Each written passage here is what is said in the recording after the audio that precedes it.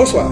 En ouverture, le président de la République, son Excellence M. Bassirou Diomaye Diakhar Faye, et l'ensemble du Conseil des ministres adressent leurs condoléances les plus émues au Premier ministre, M. Ousmane Sonko, suite au décès de son aide de camp, le commandant Pape Mignane Ndao. Le Conseil salue la nomination de M. Boubacar Camara au poste de ministre, secrétaire général du gouvernement, et lui souhaite la bienvenue. Nos félicitations accompagnent également M. Ahmadou Al-Aminou Mohamed Lo, promu ministre auprès du président de la République, chargé du suivi du pilotage de l'agenda Sénégal 2050, avec rang de ministre d'État.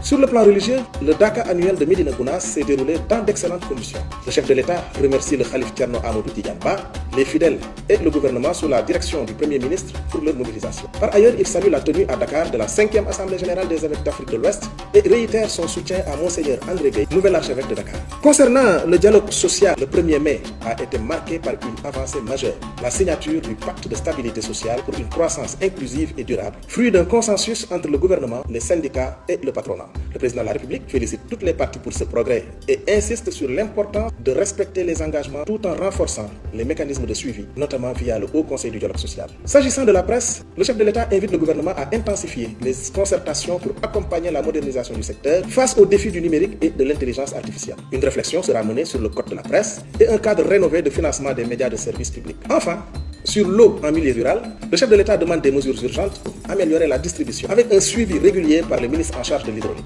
Les recommandations des concertations nationales tenues à Kaolack devront être accélérées. Le Premier ministre, quant à lui, a présenté en Conseil des ministres une communication axée sur deux priorités majeures, la consolidation du dialogue social et la promotion du civisme auprès de la jeunesse. En effet, conformément à la vision du président de la République, un nouveau pacte de stabilité sociale pour une croissance inclusive a été signé le 1er mai 2025 avec les partenaires sociaux.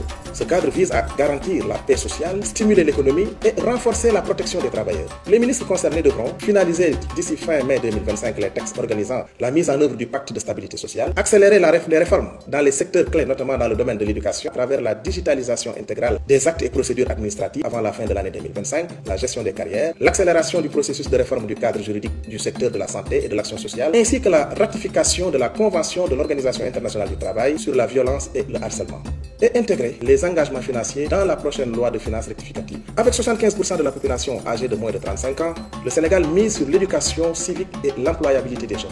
La direction du service civique national rattachée à la primature aura pour mission de renforcer les valeurs citoyennes via des formations et des actions d'intérêt général, de déployer des programmes innovants pour l'insertion professionnelle, de réviser la loi sur le volontariat et de lancer dès 2026 un recrutement centralisé des jeunes engagés. Enfin, le Premier ministre annonce la relance du programme Setal Sunu Réew à Komkom avec des innovations majeures, à savoir les financements diversifiés, l'économie verte, l'éducation environnementale dans les écoles et un mécanisme de coordination entre l'État, les collectivités territoriales, le secteur privé et la société civile. Je vous remercie pour votre attention et vous souhaite une excellente soirée.